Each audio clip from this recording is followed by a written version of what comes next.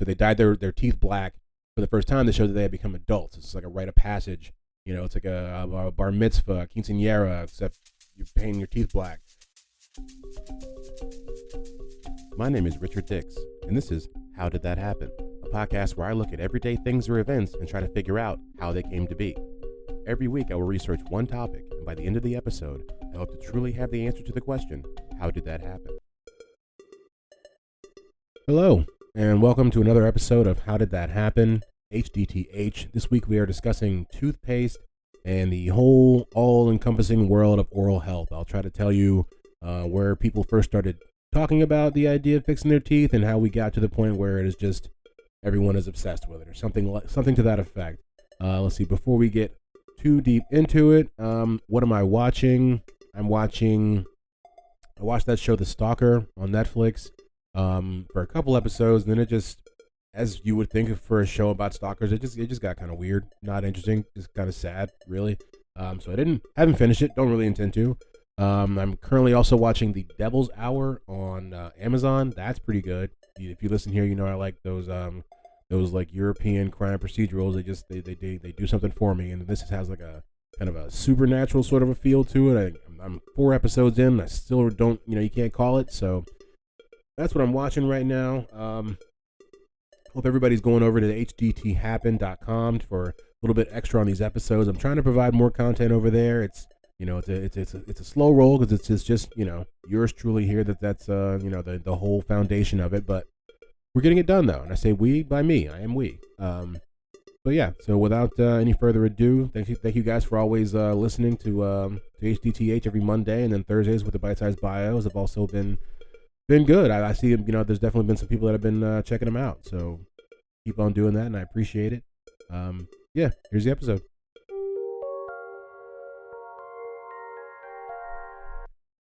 All right, so we are here today to talk about toothpaste and everything toothpaste related. And so what we're going to do, as we are known to do on this podcast, is we got to go back before we can go forward. So we're going to talk really more about early dental health before we actually get to toothpaste itself. So evidence of dental decay has been found in teeth from skulls that are at least 25,000 years ago, and archaeologists have evidence of the first dental fillings in teeth from people who lived around 8,000 BC. So basically, even thousands and thousands of years ago, people were trying to fix their teeth and had filled their teeth with different things. As we'll see later on, they have a large array of things they choose to put in there. The first written reference to dental decay is found in Sumerian texts from 5000 BC, and ancient Egyptian papers date back as far as 3700 BC. They also reference diseases to teeth and stuff like that. And so it is right around this time of the 5000 BC where we see kind of the first idea of a paste of some sort being made to kind of, at least maintain or if not fix the teeth.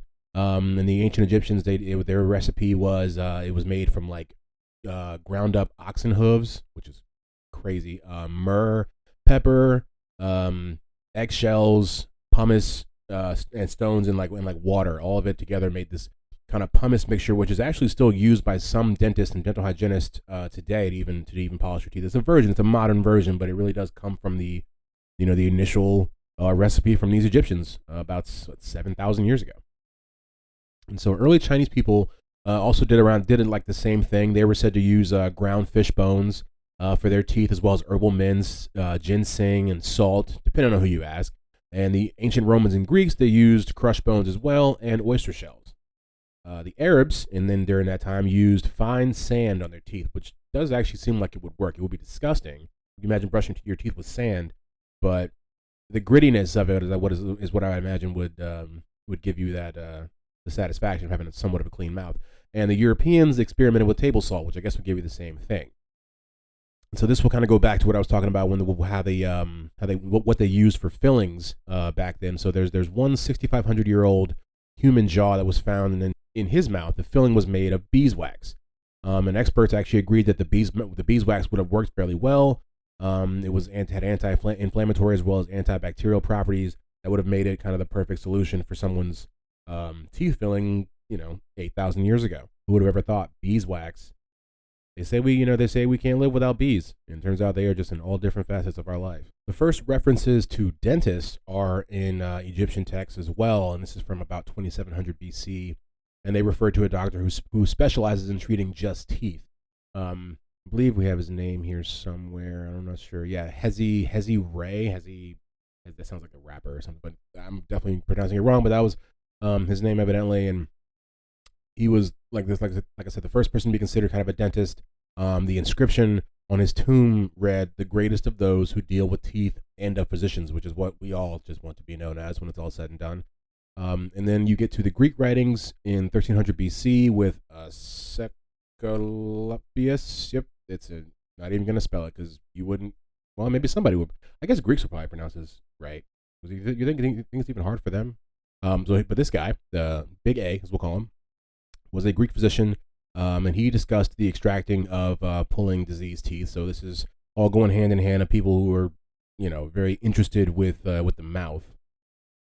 And so, like I said, the Egyptians were one of the first people to create a kind of recipe for toothpaste, and then so the oldest one that we have that actually is, because the rest of it is basically saying, like, okay, based off what we know about them, this is probably what they did during this time. But as far as the oldest actual recipe we have for toothpaste, it is the Egyptians, and it is from 400 AD, and basically it includes a lot of the same things that I mentioned earlier: mint and salt, grains of pepper, and dried iris flour. A modern day dentist made this toothpaste and said, quote, "I found that it was not unpleasant, and afterwards my mouth felt fresh and clean." So it turns out end quote, turns out the Egyptians kind of knew what they were talking about when it came to toothpaste. And there's one more piece of information to cover before we move on to the next part, which will be about toothbrushes. There's who was doing all of this, teeth cleaning and stuff like that before there were actual dentists. And I've mentioned this before. I forget what podcast I mentioned it on, but there was during the medieval times, there was a thing called a barber surgeon. And they were jacks of all trades, and they pulled teeth, and they performed minor surgery, they cut hair, and applied leeches, if you're into that sort of thing.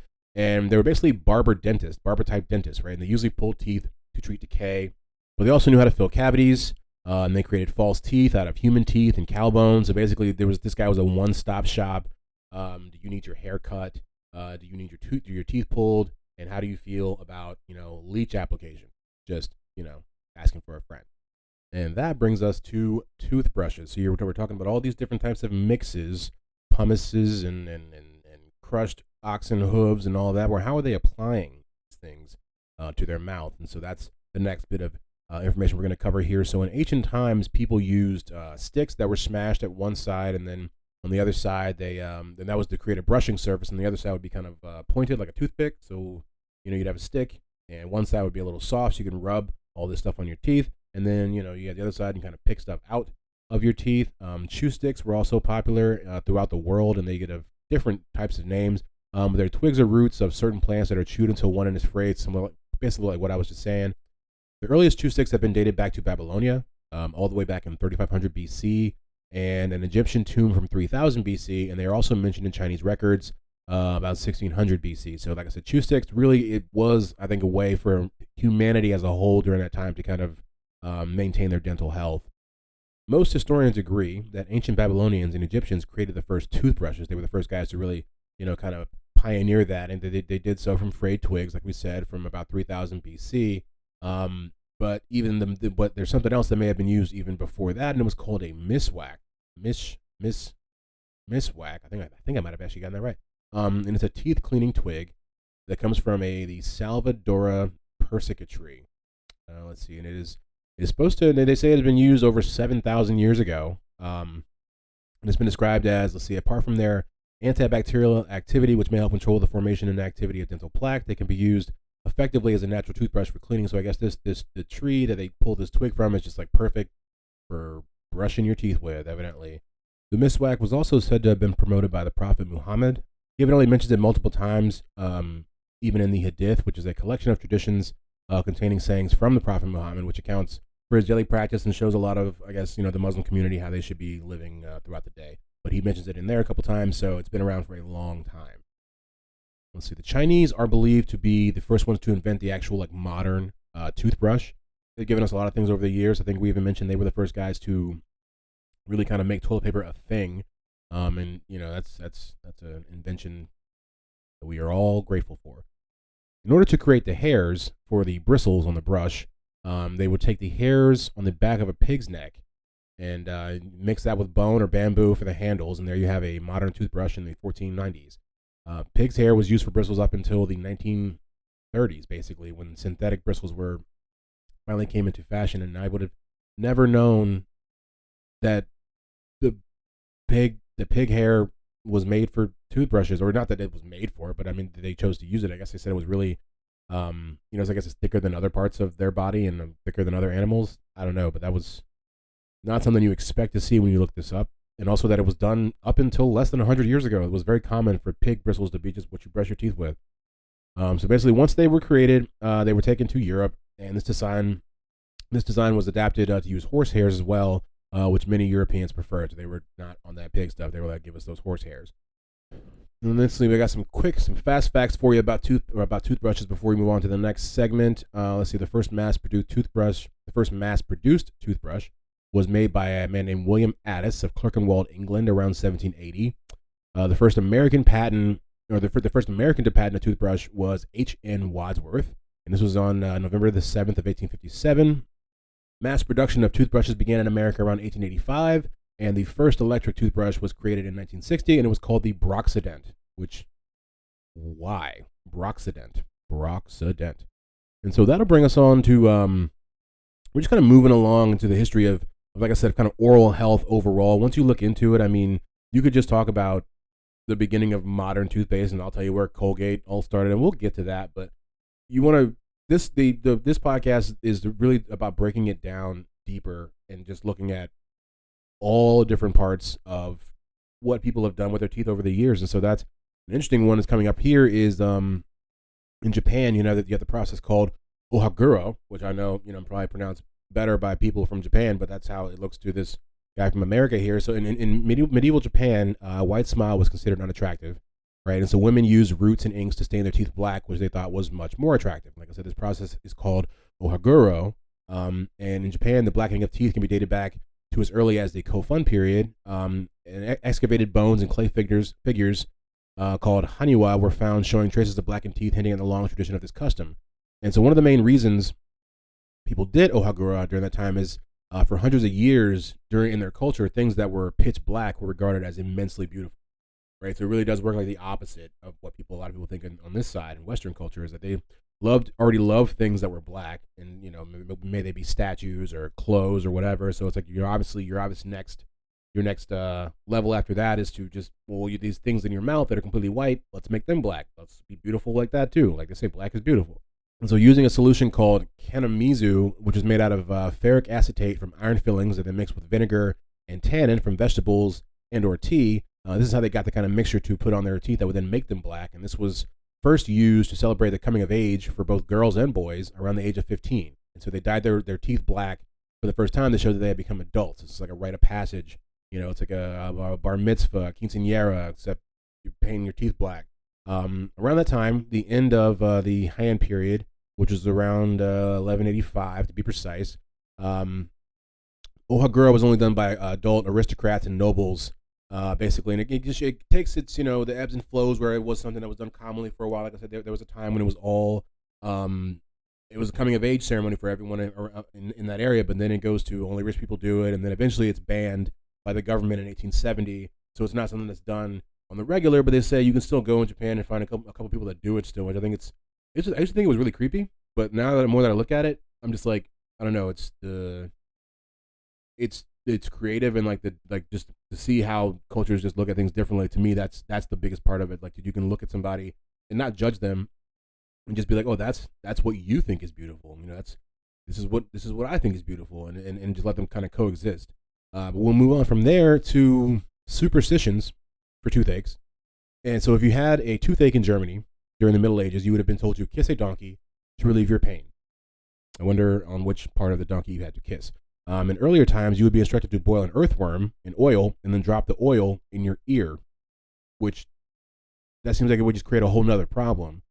And some people believe that carrying a handful of horse's teeth would also prevent a toothache. And honestly, I haven't gotten to the craziest one yet, in my opinion. Let's see. There was this whole idea that, and this isn't the one I'm talking about that's the craziest, but there was this whole idea that the way you put your socks on could also prevent and or cure your toothache. And I've read it on a couple different websites.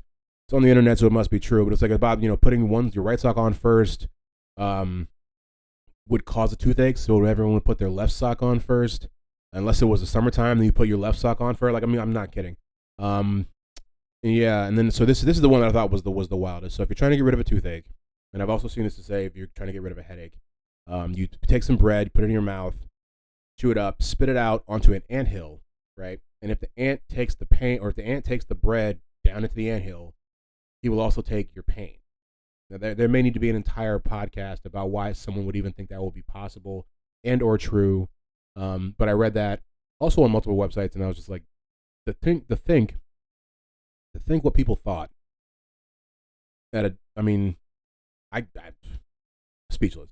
And so now we will probably get to what you've all been waiting for, which is a true conversation about toothpaste. But you see, we had to fight through all the different things people have done with their mouths before we get to a point of toothpaste in a tube. And I don't even think we're even there yet. We're almost there. So toothpaste first comes in jars, right, in the form of a pumice powder.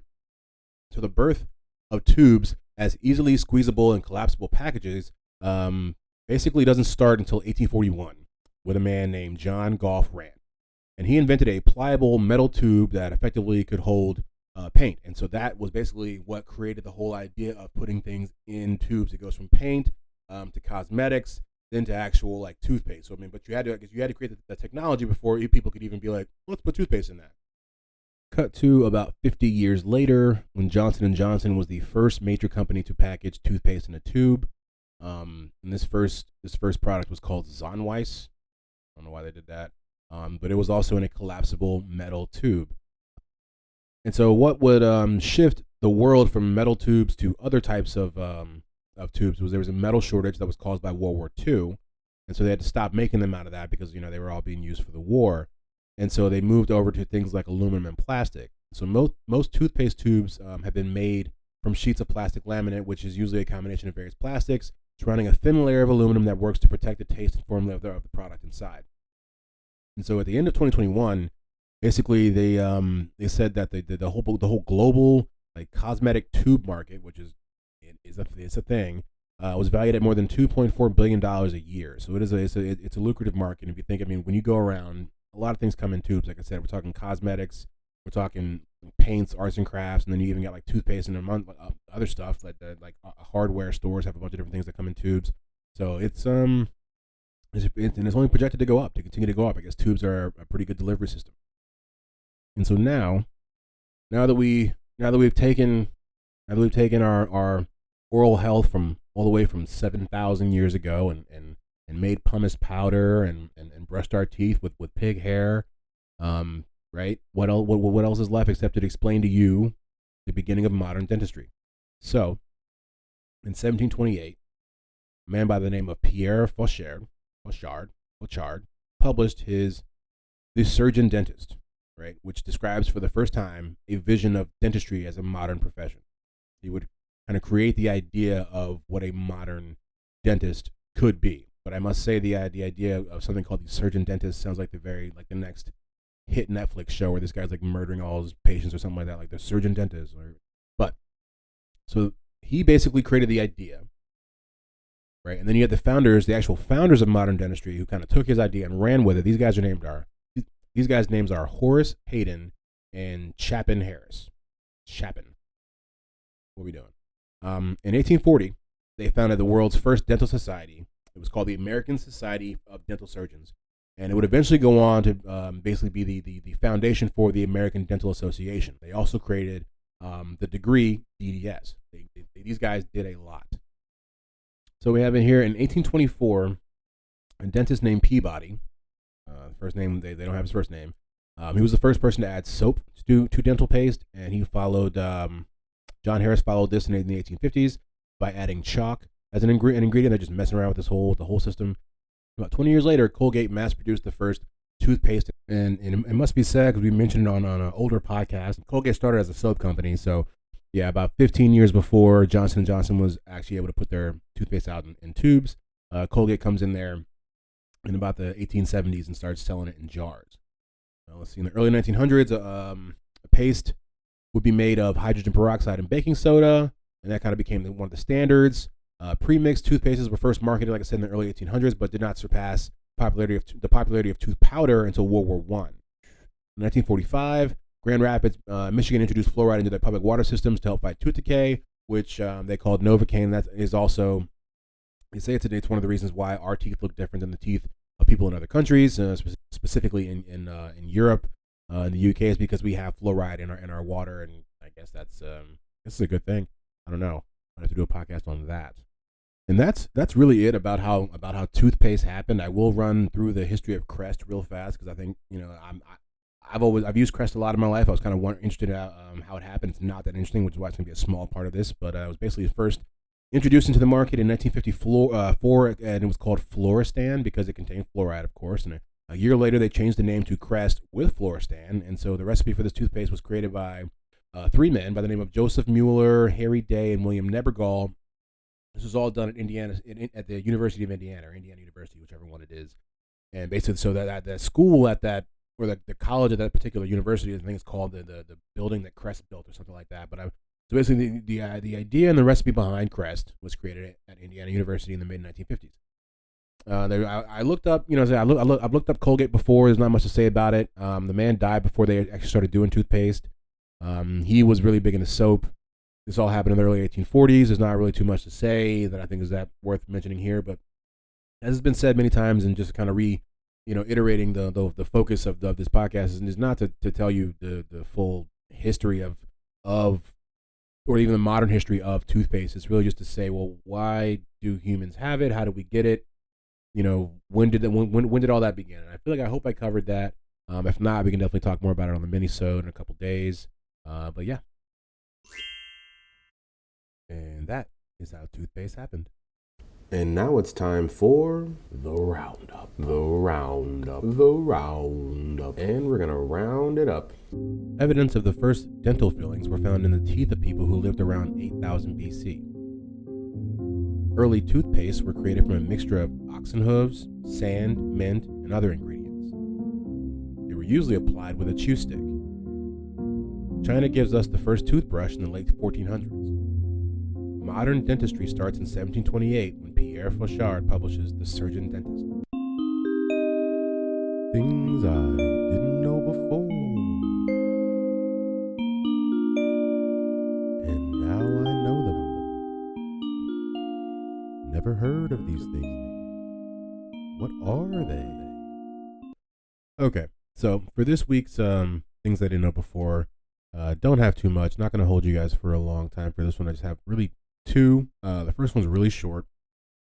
It's just that we've talked about the fact that they used metal tubes back in the day. They also used lead tubes. When I saw that, I was just like, you look at all the different ways we use lead and what we know about it now, and it's a wonder anybody survived those times. So they were literally wrapping toothpaste in lead. So that's one. And then the second one, it's not something that I really ever even really thought of until I was Googling stuff about this. And you know how Google will fill in your search, and you're like, is this what you meant? And like I was looking up something, something about like how does toothpaste whatever, but one of the fill-ins was like, how does toothpaste keep its stripes? And it's talking about like the modern toothpaste you probably have in your bathroom now, and you squirt it out, and it's can have the different little colors of different things. And I realized I'd never thought of it. I was like, how do they keep their stripes? So I'm gonna try to explain it to you guys. It does have a little bit to do with science. So for those that know, I'm not the guy to ask about it, but there are not separate compartments inside a tube of striped toothpaste. To get them in the tube, in the first place, the different colored pastes are merged into a divided nozzle, which keeps the colors separate while dispensing them evenly in the tube from the bottom via a funneling machine. Right. So if you were to cut open a tube of striped toothpaste, you would see that the stripes are thicker on the inside. And this is because when they're squeezed, of course, the stripes, they become thinner because they go through the little nozzle. The reason they flow at the same time is because of what's called the flow of matter, which is a scientific principle. The stripes are all said to have the same rheology, which I didn't even know is a word before this, but it means that they keep the same thickness and flow in the same way under different pressure. But basically, so that's what keeps their position and allows them to remain as stripes inside the paste. And so that is something that I did not know and did not even know that I didn't know, like I said, until I was Googling And then, you just get it like, wow, I want to know that too. All right. That's been another episode of HDTH. I believe this was episode 48. Learned a lot about toothpaste and oral health overall. I know I did. I really just set out on this journey to find out about how Crest happened and thought it would be a quick story about that. Maybe a little bit of about, other teeth brushing companies, toothbrush companies. There we go. That's probably what I meant to say. But yeah, always love finding out how things happen. I believe we'll see you guys in a couple days with the mini episode. Until then, come check out the Twitter page as well as hdthappen.com. There's a blog over there. You guys, some different articles to read. But yeah, always thank you guys for listening, and we'll see you in a couple days.